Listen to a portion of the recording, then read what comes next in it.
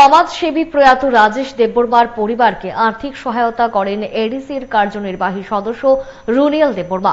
মঙ্গলবার আরকে নগর কিংসবাড়ি এলাকার প্রয়াত রাজেশ দেববর্মার বাড়িতে আসেন তিনি। কয়েকদিন আগে অসুস্থতাজনিত কারণে প্রয়াত হন রাজেশ দেববর্মা। এই খবর পেয়ে তার বাড়িতে যান রুনিয়াল।